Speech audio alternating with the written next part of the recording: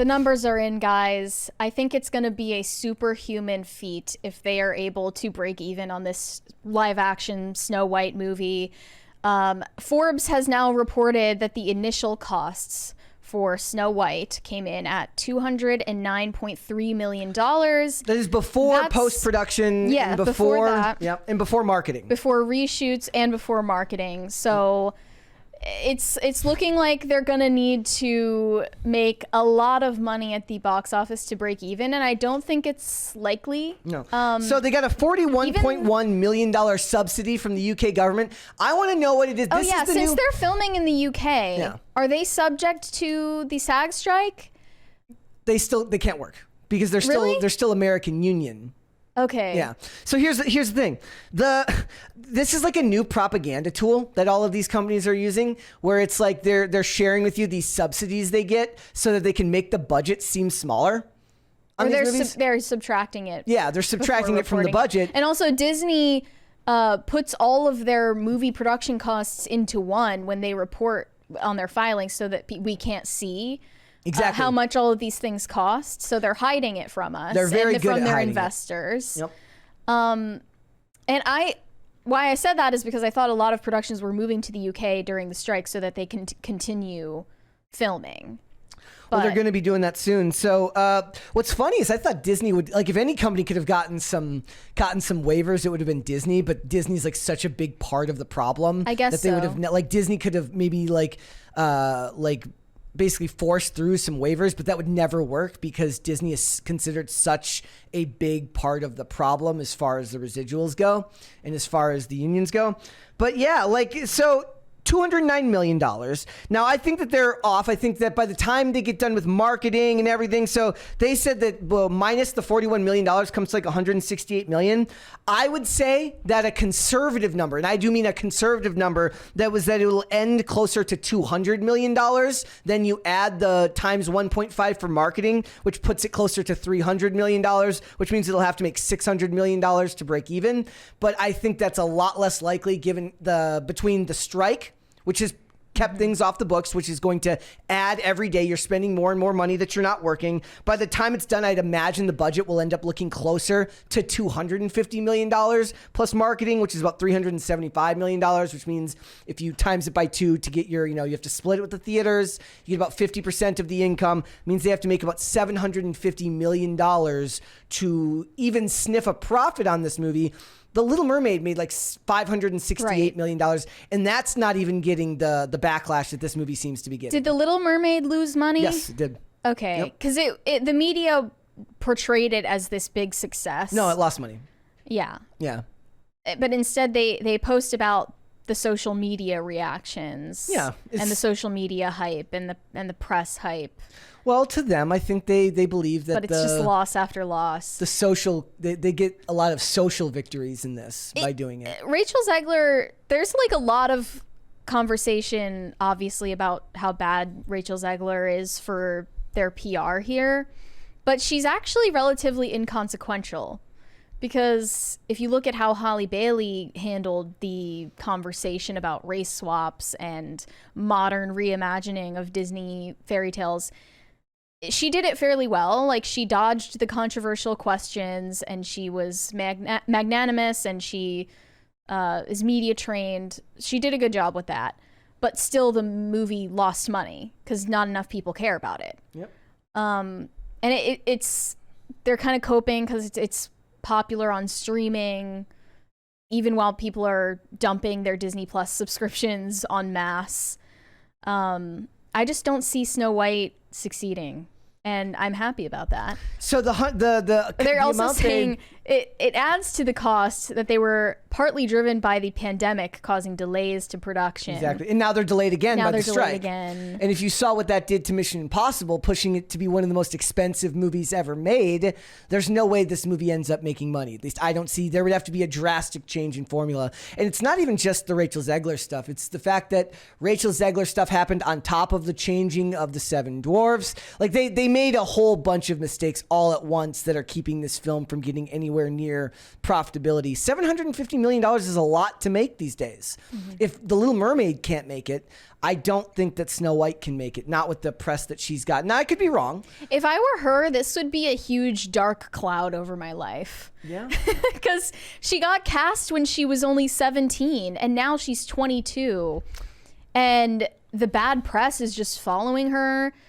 If I were in her position, I probably would not be doing it any favors either. Yeah. You know? And I wonder, I would want to just stop talking about it forever. We'll have to forget see. it ever happened. One way we can check to see if she ends up being a problem for this is we'll have to see what happens to the box office to the Hunger Games prequel. Yeah.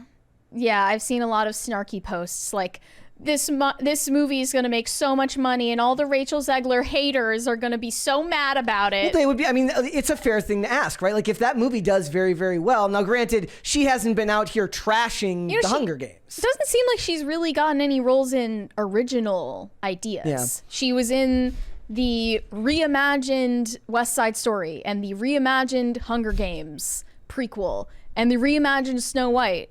But like, what roles is she getting or has gotten that are for original works? Those are all her acting credits. That's pretty much it, right? Yeah. So for her to make those comments, I just think that we'll have to see what ends up doing with the Hunger Games. Because if it makes a ton of money, now we do have that tendency to be terminally online, right? Like we forget sometimes that the average person doesn't know nor care what Rachel Zegler is doing. They just want to see a movie that does well, right? It's actually plausible that the 7 dwarves being removed will do just as much damage to the movie as her being annoying on the internet. And the fact that they erased the prince.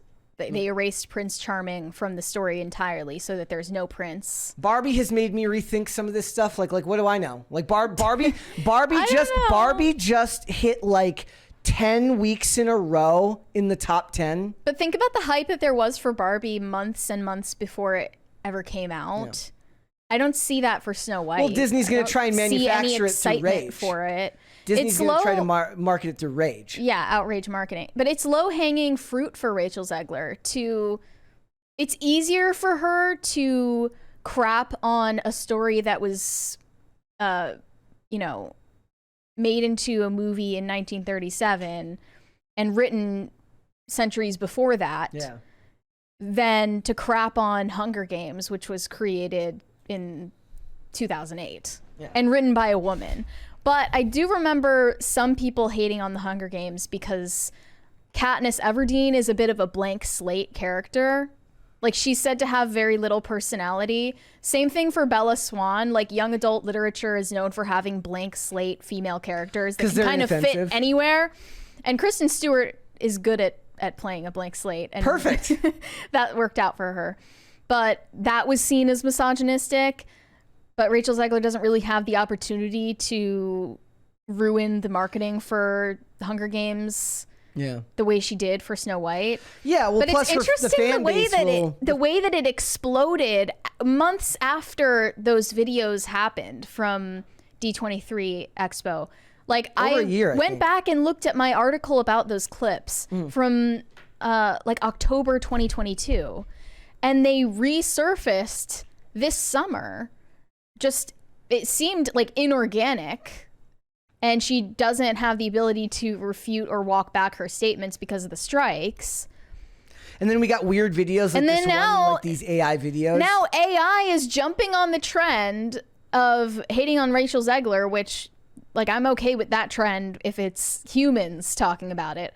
But AI is making countless videos, like AI generated videos crapping on Rachel Zegler that don't even make any sense. There were a couple that were AI generated where the title was just totally false. It said like Jenna Ortega calls out Rachel Zegler for being woke or whatever. And it was just not mentioned in the video at all. Just trying to get you to click. Yeah. Click farming. We have this one here. And I sent you one of them. Here's that's not the one you sent me, but this one's funny. Rachel Zegler is delusional. She's been caught complaining about her co-stars, making demands that are out of line, and generally acting like she's the queen of the world. She even had the audacity to say that she deserved to be paid for every hour that her Snow White movie was streamed online. Rachel... Well, technically, isn't that true? Yeah, that part was true.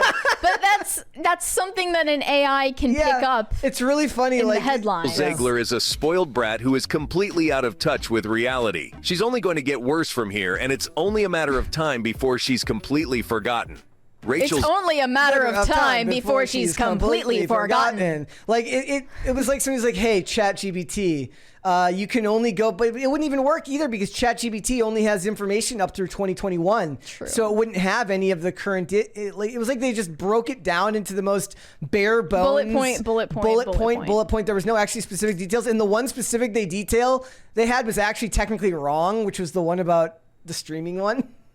Yeah. Because her quote was like, if I'm going to be in a dress for 18 hours wearing, dressed as a Disney princess, I'm going to be paid for every hour or something like that, which was about the hours worked, not about streaming. Or she said, no, she actually did say she wanted to get paid for every minute that it gets streamed on Disney Plus. That is actually what she said. I was thinking about it earlier, and I was thinking about they were talking about how how all of these companies and these actors are having trouble because they want to get paid for all the time streamed, right?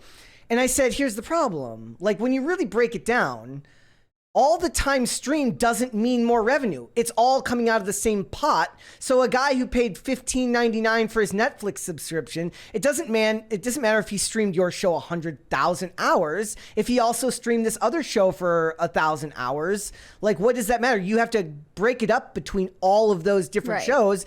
He didn't sign up just for your show, and there's no way to prove that anyways. It obviously makes zero logical sense. No, it doesn't. It's like, unless, and I was wondering if, like, this is completely an aside, but like, what if we end up going back to one of these things where it's like, they're going to end up, you know how like you go to the store now, you go to Starbucks and you have the cashier just brazenly turn the tip counter around on you, right? Like, and then they'll start doing that at Walmart and Target. I think that it's possible that they end up. I wonder if one of these companies will start some type of thing where it's like, if you want to see your favorite show do better, tip the show. How many people are actually going to do that in this economy? What a joke. Are you kidding? Well, no, but really, are there people? They'll use it as a means to say, look, if you want another season. Are there children that will use their parents' credit cards to tip Rachel Zegler for Snow White on Disney Plus? The idea is like, look, do you want to, it's no different than when they say like, here, if you It's like saying that you should get paid for auditioning. Like, I worked to make my audition tape. You should pay me to make it. Yeah. Like, imagine that, like, when you're done watching the show, they're like, look, if you like the show, if you want a season 2, you should tip it so we know that you want a season 2. And furthermore, it could get even worse. Like, what if they just end up starting to, like, look, you go on, you pay for the streaming service, but if you want it in HD, you're going to have to pay $1.99 and like just like the old days, right? They're gonna it'll just end up back, and everything will circle back to the same old business model where maybe you'll get the repeat shows, the shows that are old, nothing they can do about it. Actors from Breaking Bad want some residuals on their shows. Too bad you made those contracts before all of this stuff was popular. But with new shows coming out, what if the idea is that sure, you get all of the old shows for free, but if you want another season of this new show that we made, you're gonna have to pay. Otherwise, how do we know that you watch this? Because you watch this and you watch The Office. How do I know that you really care about this show? And how does that translate to money for the people who are signing these contracts? Flip the iPad. Yeah, it's gonna be stupid. I will never tip a streaming service. A streaming service that might work for some Netflix shows because people are so fed up with the Netflix model that cancels things after 1 season or 2 seasons. You gotta have like a product that people are willing to pay for. Like I said the other day, I made that post. I said, if you're one of the 6 people besides me who's got Peacock, you should watch this. And I had more than a couple of messages from people who said, I have it, but only for WWE because it's the only place that streams WWE content. Mm-hmm. So they gotta have stuff that people want. that they can get anywhere. And now you're starting to see streaming services that have live sports.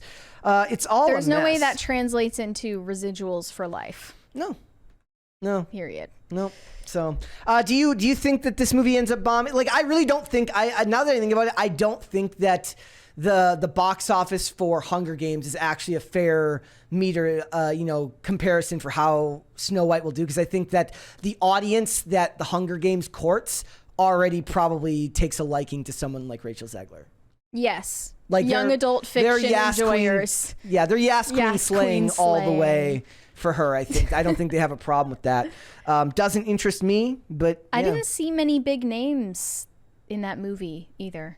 In the new Hunger Games? Yeah. No, I mean, most at the that Ballad time, of Songbirds there and was Snakes. no, I saw Viola Davis was in that movie. Oh, so Viola okay. Davis was in that movie. Peter Dinklage was in that movie.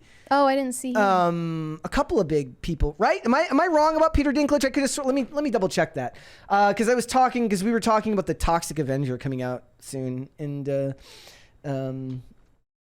let's see, Hunger Games. I think maybe Peter Dinklage was screaming and crying about how the dwarves shouldn't be like medical dwarves in the Snow White movie because he never wanted to work with Rachel Zegler again. Maybe that's what it was, right? He was like, I cannot be on a set with this woman. See, but the young adult movies were always kind of a bastion for new up-and-coming actors. Yeah. Right? Because they're younger. Bern Gorman is well-known. Peter Dinklage is well-known. Jason Schwartzman. So the adults. Yeah. The evil adults are all pretty good. Viola Davis, Jason Schwartzman. Those are pretty big names. Those are names that I recognize. The rest of these are not names that I know, other than obviously her. I do not know Hunter Schafer. Hunter Schafer was the trans character in Euphoria. Okay. That's all I know. So the rest of them are fairly well known. Of the adults, those 4 adults are pretty big names. There was a tweet that was trending over the weekend that was like, quote, tweet this with your favorite experiences or celebrity encounters. Have you ever had any good celebrity encounters? I don't think I've ever met a celebrity, period. Yeah. But I didn't like that prompt because why can't you focus on the negative? That was quote tweet with your worst celebrity encounters. That was the most merry thing I've ever heard my entire life. Thanks for watching. Listen to full episodes of Pop Culture Crisis on Spotify. Keep up with us on social media and make sure you subscribe and ring that bell so you never miss the show. Bye, guys.